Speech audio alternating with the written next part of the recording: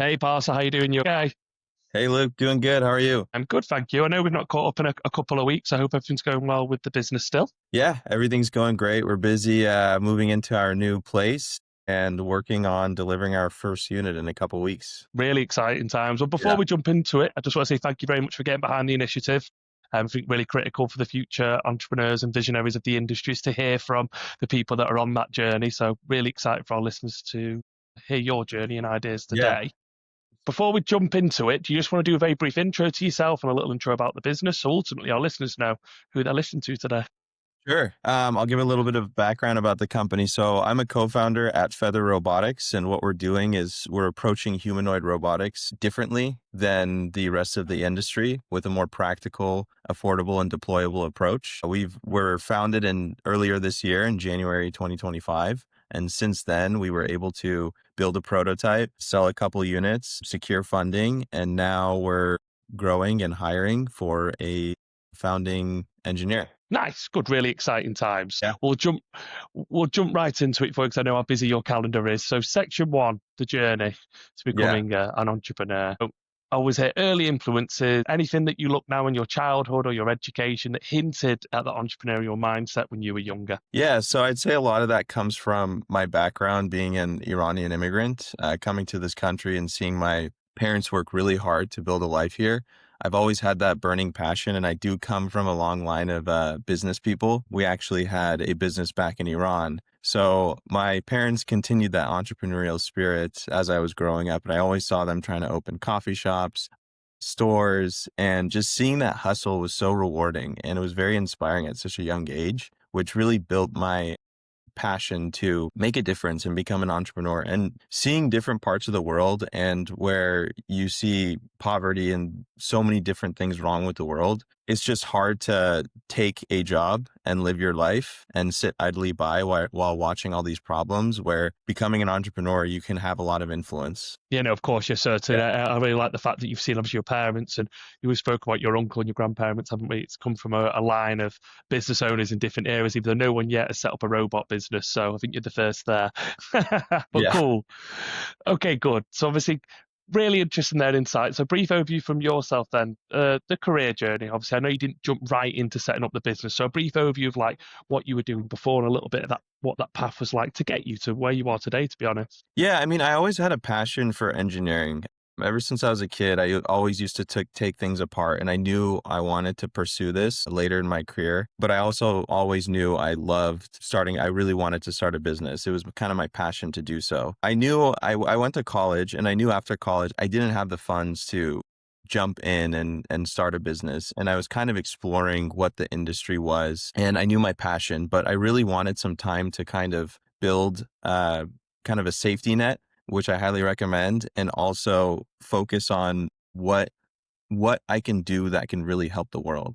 So I went to Okay. Tesla, where I spent over 5 years of my career building production lines, working on product design, product launches. I gained an enormous amount of experience, and this was during the production hell phase, where we had to pull long hours to bring the Model 3 to market. I mean, I actually had the pleasure of working directly with Elon Musk for a couple months during that time, Nice. But that was fantastic. where, yeah, it was very intense. I honestly kind of enjoyed it because he was very resourceful. If you had to get something done and your logic and reasoning made sense, he would give you the resources to get it done. Love And it. this really taught me so much working at Tesla on what you need to move quickly, efficiently, and not waste time. Essentially, you have to move fast and make sure you're not spending resources on things that don't really matter. A lot of things don't matter, and hardware is very difficult. Vehicles are very difficult. So it really taught me that focus on the things that matter for your hardware platform at first when you're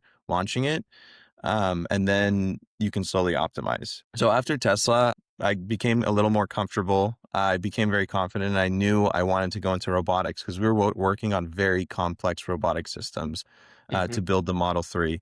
And it was just always fascinating to me and how capable these robots were. And I saw the benefit of robots where people think that robots are going to take away jobs, but I personally have an account where I turned on a machine on the production line, and the guy right next to me, his job was essentially taken away by one click of a button. And it was a very tough job. It was a very tedious process that it was kind of backbreaking. He was he was an older gentleman. But then a week later, I came in, 2 weeks later, 2 or a week later, and he was actually on the quality team. So it was kind of cool seeing him move up quickly in that short amount of time. So freeing up his time to work on other things and expand his career. So I really saw the Amazing. of automation, and I really believe that automating these laborious tasks will bring people back their time to reach their full potential. And that's something that we strongly believe in at Feather. So Nice. after I left Tesla, I started my entrepreneurial journey, worked with a lot of different people, worked on a couple different businesses, but I always had the burning passion for robotics until I met my co-founder recently, and we started Feather earlier this year. Nice, so good. And obviously, it's great to see the real good hindsight there, where you've actually created a system at Tesla that ultimately, as you said, Yeah. made someone their job be obsolete, and then actually because that person the right mindset, opportunity 2 weeks later, he'd actually gone into a different role. And I know when you spoke to him, he was actually loving that new role as well, wasn't he? So that was like a potentially a light bulb moment for you, wasn't it? Of the benefit Yeah. of these systems allowing us to progress rather than taking stuff away, which is great and very insightful. Fantastic. I go, suppose, first steps then. So she looked on, you found your business partner. How did you guys go from business partners, from concept to let's get going on this? What's a little bit about that Yeah. journey? So, kind of a piece of advice, your business partner is going to be the most important decision you make in your entire life if you are taking the entrepreneurial route, other than personal decisions. But we knew this because we went through a lot of different experiences separately. We both were entrepreneurs in the past and we knew what it took. So we kind of came together with a lot of information and a lot of experience to understand what we're looking for in a partner. And we didn't want to rush into it. We worked very intensely together, pulled some all-nighters, and built the first prototype of Feather in the Mhm. first 2 months. And we were kind of working together. I was kind of an advisor at the time. I didn't want to make the full-time commitment because I know what a business partner needs to do. Mhm. So we eased into it. It was about a 3-month long period. And after those 3 months, we built a prototype. We came up with a really cool design and we've aligned very strongly on our values and our beliefs. So with those, we decided to become co-founders of Feather. Nice. And then Yeah. obviously then set the business up from there. If you obviously go a little bit further, so from your view, obviously I agree with you as well. It's probably the most important decision ever outside of your wife, your business partner. You almost become Exactly. your second wife, one would say. How did you, like, in your opinion, like, how did you know like this business partner was one? How did you identify that? 'Cause I know you spoke to a couple of people previously. Hadn't you? How did you know your current founder was the Yes. guy for you? You need three main characteristics. You need integrity, you need commitment, and you need passion. Those three things you have to find in a partner. And then also kind of some other characteristics you have to look for is intelligence. Okay. You need those characteristics in a co-founder. And if you mesh and get along, that's a right fit. The other thing you have to look for is like, can you guys tolerate each other? Because you're going to be spending a lot of time with each other. Definitely. I feel sorry for my business partner at times, to be fair. Exactly. But no, I feel it's great. Okay, yeah, fantastic. And then obviously from there you on now, which we'll cover in more detail with the journey the company's been on in the later sections.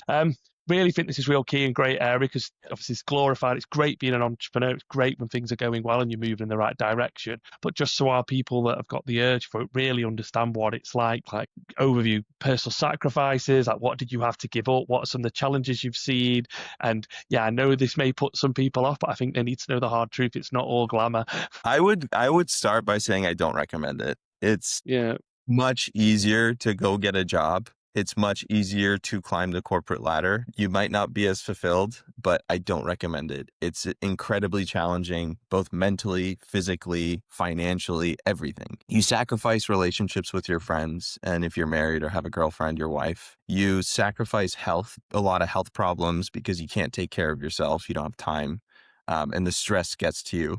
The stress is immense. And Mhm. I'd highly recommend to, if you want to do this, the two things I would work on is like building building your relationships, your health, and your mental health, your Perfect. physical and mental health. Those are really important key factors before you dive into it. And it's just brutal. You have failures, you have to work hard. I mean, you're in control of your own destiny. And it's a lot of pressure where not only that, but you have also other stakeholders that you have to please, that you have to deliver to. And it's kind of a commitment to yourself and everyone else who's working with you. Yeah. So it's certainly very challenging, but the rewarding side of it is when you get to a point, when you climb out of the trench or the mud and get to kind of a very good place, it's very rewarding. It's incredibly rewarding. You won't experience a feeling like that at a corporate job. I've been in corporate, but that's kind of what makes it worth it. Love it. And obviously, yeah, you've got to be definitely the right person, and obviously think that through and make sure you do want to fully commit to it, because it's definitely not an easy path at all. And yeah, I think they're really good lessons and Yeah. insight there. Okay. And then, as always, like, Jack, if you were looking back at I know you guys are very early, to be fair, still, but you're doing great things.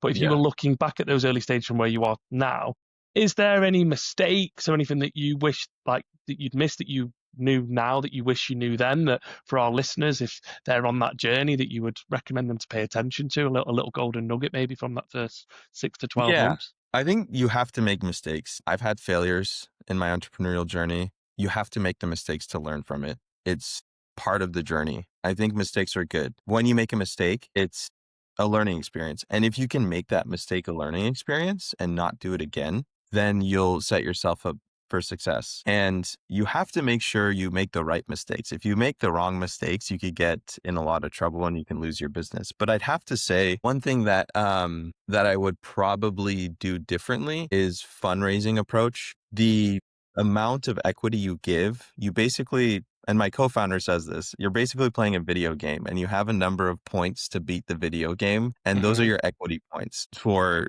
starting your business and growing it. So those equity points you have to give away when you fundraise, and you have to give away as little as possible. The best thing to do is take as little money as possible. And we caught this before we move forward with large checks. Hmm. So we understood the mistake and we stopped ourselves and we realized, hey, we're going to need a lot of money for hardware. Hmm. So I think one of the most important things is fundraising. You cannot give too much control of your company early stage because you don't know how much more money you're going to need. Love it. And obviously the lesson is pay attention to that and look into that and understand that in as much detail as you can before you move into raising ultimately. Exactly. Love it. Right, perfect. Yeah, thank you. Great first section. So we'll move on to section two then. So insights into the vision of your company and your venture. So Yeah. I suppose, yeah, start of section two, what is the long-term vision for your organization? We want to be on the forefront of the robotics revolution. And I know that's kind of ambitious, but if you look at, we really follow and are inspired by the computer revolution, and companies like Apple really changed the computer market. And when the computer came out, it wasn't used very much. It was kind of a fancy tool, but once it was open for software developers to build on and monetize on, then the computer exploded and created trillion-dollar software industries. We see kind of the same trend with robotics, and we want to be the ultimate platform like the PC. We follow a Okay. lot of what happened in that industry. And not only that, we also really want to have like a core mission at Feather where we want to build a world without scarcity. And we think the world has a fundamental labor problem where we have a massive labor shortage, and it's causing, basically, if you automate a lot of this labor, you'll boost efficiency in the world. And hopefully we envision a society where you can have something like universal basic income. People can have their time back. People are essentially set free and can fly. It's kind of like built into the company's name, Feather, Yeah. like birds of a wing. Yeah. We really want to give people back their time and freedom and be able to do things that they are really passionate about instead of having to do a lot of very rigorous labor tasks. Of course, yeah, and obviously some of the people in the Labour would love it. I imagine some others would also do it as it's a means to an end, isn't it? If your idea you create to give them that freedom that they can either, yeah, enjoy their life. There's a universal income, or people still potentially want to work. Is there more jobs that are passions to them, or gives them more options? They're not stuck in a cycle that they have to, which the world definitely does create. I'd love to know the percentage of how many people actually work in their ideal job. I'd be very impressed if it was 1%, to be honest. Yeah. But I may be wrong. So no, great, and I love that idea, and it's all around the labour capability. And I know you guys have got a focus area now, but the opportunity for the platform can go vast, can't it? And that's the idea Yeah, behind it, which is exactly. great. And we want to go into homes one day too. I mean, imagine you can come home and you don't have to cook or clean and you can just come home and spend time with your family. Yeah, great. And obviously all the times that you get back, and you also have enough hours in the day. we've already touched on this a little bit, but I'll just press a little bit more there is like the origin story of the company. What gap or pain point are you guys really trying to solve? I know you touched on it slightly, so Yeah. Yeah, and I was kind of referring to the computer revolution, the computer industry earlier, and it kind of segues into the pain point that we're trying to solve. And a lot of these robotics companies are trying to do too much. They're spending a lot of time doing research on hands, motors, actuators. I guess motors and actuators are the same thing, but they're trying to do a lot of R&D, which slows them down to market. And what we're doing is not only simplifying our approach, which allows us to go to market a lot more quickly. Our unit is a lot more affordable too than those units that you see, like Figure or Tesla. I think some of them go for over $100,000 right now. They say they can get the price down, but it's going to take a very long time. We can already sell our system at a fraction of that price. And not only that, we are not spending so much time on R&D. We have a lot of R&D, but we're focusing on how to get our product to market and how to make it reliable, affordable, and deployable.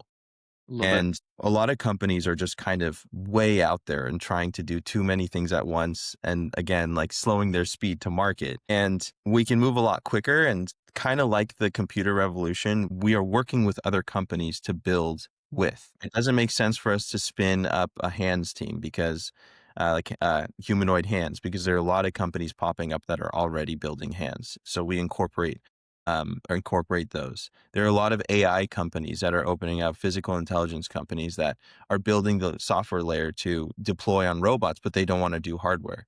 Hardware is very difficult, and we kind of chose that path, but we do And believe the hardware expensive. play.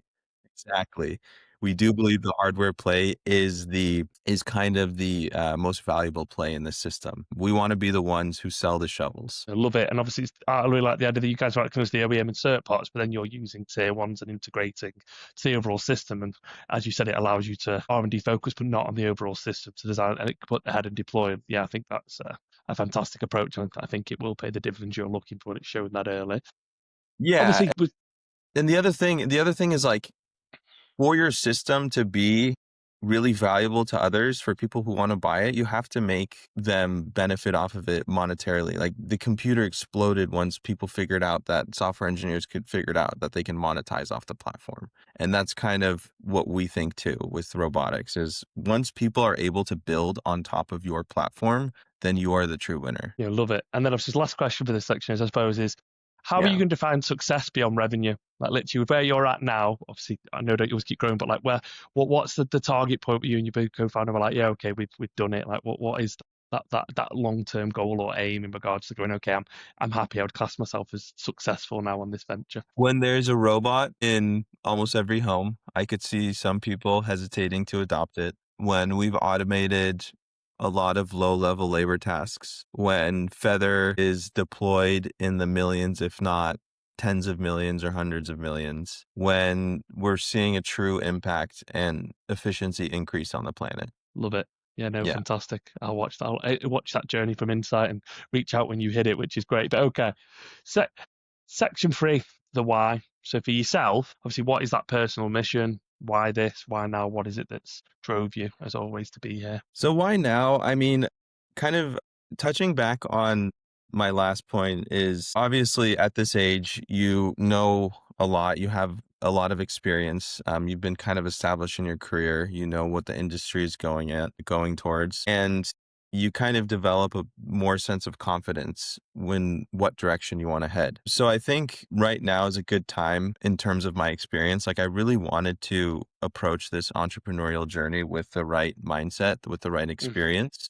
And building that experience at Tesla really helped me build that confidence to kind of jump into this water. So I would say in terms of experience, right now is a really good time okay. because if you wait too long, then I think you can have too much experience sometimes too.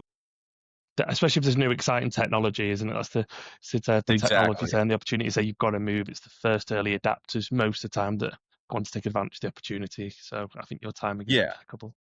And that's kind of a personal thing, but also for the company, why now? I mean, we're seeing huge step functions of improvement in AI, in chips, in batteries, in motors. The electric car revolution actually set up the robotics revolution very, very well because it did a lot of research in electronics, electric motors, a lot of research in batteries. So it's kind of the perfect time to dive into robotics right now as well, with all the advancements coming in both hardware tech and AI. Love it. And then for yourself, like obviously, you've always wanted to be an entrepreneur, but like, what is that personal driver for you away from that? Like, what is it that drives you to get you up every day to do this? Yeah, I would say the world kind of makes me upset in a way where you see Okay. a lot of issues happening both Hmm. domestically and overseas. I don't want to live a life where I'm complicit with everything, and it's very difficult for me to sit idly by and not be able to do anything to help others. Love it. So I really want to kind of, if I get successful, if this company takes off,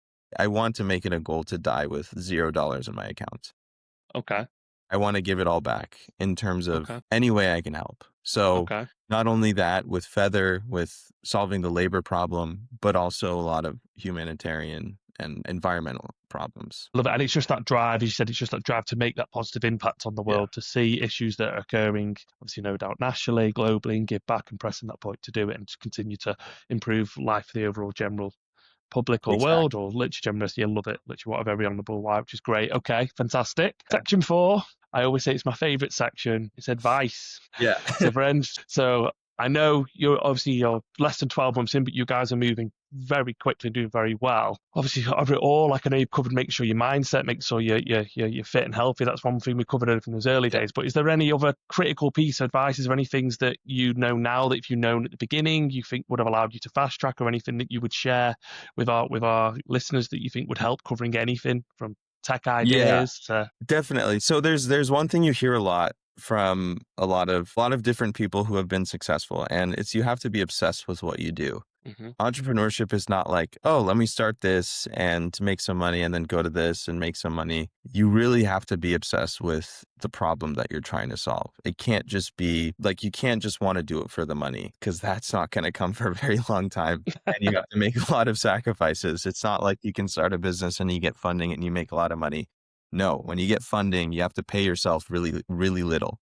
You have to Hmm. be very cost conscious. So you have to be obsessed with what you're doing so you can spend every moment thinking about it, Okay. working on it. You can't stop thinking about it. The idea that you're trying to pursue is always in your head. And I think if that's what you have towards the passion or industry you want to pursue, then I think you can start thinking about becoming an entrepreneur. Okay, so I love that. So obviously, especially if you're developing products, obviously financial goals motivated, that Yeah, obviously will impact something, but that cannot be your number one goal. You have to have a why. You have to have something that you're looking to press, because A, you won't get there quickly, or most of the time, and secondly, on those hard days when you're pressing, get it just from your opinion, chasing the money, won't get the results that you exactly. require, which is number one tier, which is fantastic. What about, obviously, you give the great advice on making sure you've got a great co-founder. We give a great advice around mindset. You touched on it earlier, but like, obviously probably they're like making sure you've got the right partners and relationships around you, haven't you? Like I know obviously you've got a long-term Yeah. partner. Like literally, how did you go around like finding critic in that? Because like not, I imagine you're working all the time. So like, any advice around that for any of our listeners to be aware of?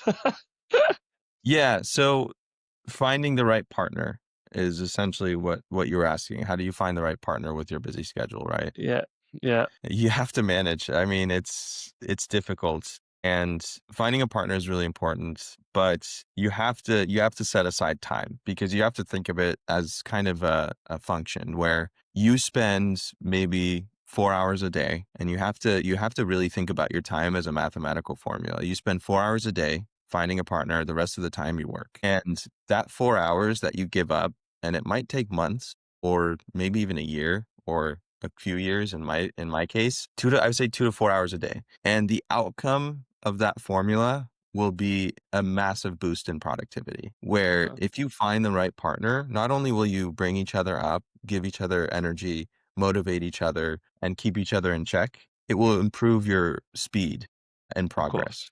So the time that you give up will actually result in higher efficiency. Because you need that downtime. You do need that. If you're Exactly. just working non-stop, you come to a point where you put yourself in burnout, aren't you? And balancing the Yeah. calendars. And another off-the-cuff question for me, just really insight, because I know how busy your calendar is. How do you balance that? I literally, if you like, out of interest there, like you're covering so much a week, there's so much coming to business. Like, if you don't know, how do you balance your calendar? Do you have a formula to it? Like, any insights around that? I just love doing it. It's kind of comes as second nature when you start doing something that you're passionate and you're gaining traction. It's just fun to do. In terms of balancing like the work, you're not going to get everything done. There's like a term that I really like in entrepreneurship that I'm always going to use. It's called it's good enough. It's very Okay, simple. It's don't good try and make enough. everything perfect. Trying to make everything perfect is not going to make you successful. You have to Okay, sometimes say, it's good enough. I think we can move on. And you have to prioritize things in terms of deadlines. It's like, okay, well, we have all these things due in the next month. Okay, what are the critical items? What could be slipped? Rate everything from like a 1 to 10 and focus on the 10 being the most critical and get them to a point where it's good enough because you're not going to get everything perfect in your early days as an entrepreneur. And then prioritize that. And then once you get to the ones or twos, those are less critical. And if you miss the deadlines on those, then it's okay. So you have to really prioritize by the criticality of the task. love it. Love it. Yeah. There's another good nugget that everything doesn't need to be perfect in the engineering. You've got to prioritize. You've got to get stuff done. If it's 60, 70% there, but it's good enough for what's needed, you've got to move forward. If you obsess trying to make everything perfect, especially in the early stages, you won't hit deadlines that will Yeah. impact fun, impact other things. Love it. Yeah, great. Thank you for all that fantastic advice. And then the last section of today, which is good, let's go in a bit more detail to Feather. Yeah. So I know you give us an overview of the vision. I know you give an overview at the beginning, brief you are, but 12 months in, where are you guys up to? What's going on? Let's share some more insights around the organization. What's the product? It's been super exciting. If I haven't mentioned, our product is a humanoid robot. We're kind of Yeah, in a semi-stealth mode. We're working on coming out of stealth soon. I can't reveal too much information of about the course. product, but it's a simpler humanoid approach that's affordable, practical, and deployable. We're really excited about the product. We have gone from prototype to selling units in less than 8 months. We've fundraised. Fantastic. We've acquired a 100 square foot facility in Palo Alto, and we're trying to grow the team from 3 right now to 6. And Nice. we're looking for the hires, and that's kind of the most important thing is the right hires. The Airbnb CEO is actually Brian Chesky, if I'm saying it right. Yeah, He actually spent months trying to make his first hires, if not a year, I think. And we couldn't agree with that more. The first hires are going to make or break the company. yeah. So we're looking for people who are very passionate and want to build their future. And we want this to be their last job they ever have. They don't have to go get Of another course, because job it'll be after just one this. where they can retire. Yeah, Yeah, the Nvidia boom, maybe something like that. exactly. So we're really excited Okay, about what the future has to bring. Right now, we're doing a lot of build, design, testing, software development. It's everywhere, but we're having fun doing it. love it. Yeah, great. And what a fantastic journey in 8 months to go so quick. Map, obviously, what we're looking at, Yeah. if any of our listeners are interested, what does a roadmap look like for you guys in the next 12 to 4 months, 12 to 24 months? I know within startups, things, you've got to be agile, things move quick, but in your mind, what will the roadmap of the business look like over the next 12 to 24 months? Yeah. So in the next 12 months, we want to ramp up production to 10 to 30 units a month. There's a lot of things that we have to do until then, but that's kind of our goal. In the next Hmm. 24 months, we want to increase production beyond that and raise a much larger round. So there's a lot of testing that we're working on, a lot of validation, which is really important for hardware. And once those are complete, that's when we really want to start moving quickly with production. Nice. Yeah. Exciting times. Good. And then obviously when that's in production and trying to get that volume of production sales up to growing, imagine growing monthly or quarterly, and off we go. Great. Okay. And then I suppose long-term vision, obviously the robot you've got now in one area, is the plan always to stay within there, or once you've done that, you have other areas you're looking into? Are you hoping to be a multi-humanoid robot business, or are you just planning to stay within one specific space? I think we're going to have a product line. Okay. So there's going to be different versions of the humanoid that you can get, an industrial, a household. In terms of other products, like if you're talking about maybe specialized robotics, we are committed to the humanoid mission, the general purpose mission. That's why Okay, love it. the personal computer was so successful because it's a general purpose machine. It can do anything. Calculators, you had GPS, you had like those, a lot of the old technologies, tape recorder. I can go on. And now they're all packaged into one small phone. I That's what love we it. think humanoid robots are going to do with a lot of different types of specialized robotics. So we're committed to our main mission. And I love them because I know that makes sense because it's actually human robots are bringing so much in together, and so obviously the amount of different approaches and problems they're solving anyway, the market is enormous. So that makes sense. Yeah. So okay, great. Lastly, then I suppose obviously I know you've got 3 critical hires, which makes sense. Obviously, this podcast that we have many engineers that listen to it. I guess obviously what are those skill sets you're looking for, and then if anyone is interested in understanding more or reaching out, obviously we'll put the website on, but just share a bit of detail around that for our listeners. Yes. So we're looking for 3 key hires. On my side, I'm looking for a really good hardware engineer, a mechanical designer, someone who can basically take over an entire design and has spent a lot of time on CAD and bringing products to market. Someone who's very strong at that and who has experience in robotics as well. That is really important for this hire, to work on a lot of different parts of our system and making sure it's ready for manufacturing, because manufacturing is going to be a challenge. I come from manufacturing, and it's incredibly important to set your product up successfully from the beginning versus having to launch production, and then any change you make to a product while it's in production is going to cost you millions, Of course, yeah.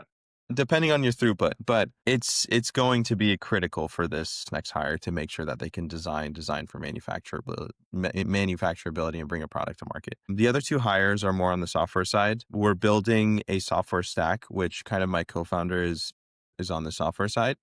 Mm-hmm. So more along the lines of like AI and potentially electrical engineering. Nice. Well, obviously, we'll put a link on anyone that's this podcast into the suitable pages. We'll put a link to the right contacts to get with Feather. And if anyone's interested in knowing more about the roles, just reach out. Very exciting business to get involved in. Very exciting time, very exciting product. And from mine, just thank you so much, Parsa, for finding the time with us. You've been great. And I wish you all the best on the journey. And I'll definitely be watching Feather from afar and catching up with you from time to time. So all the best. Yeah.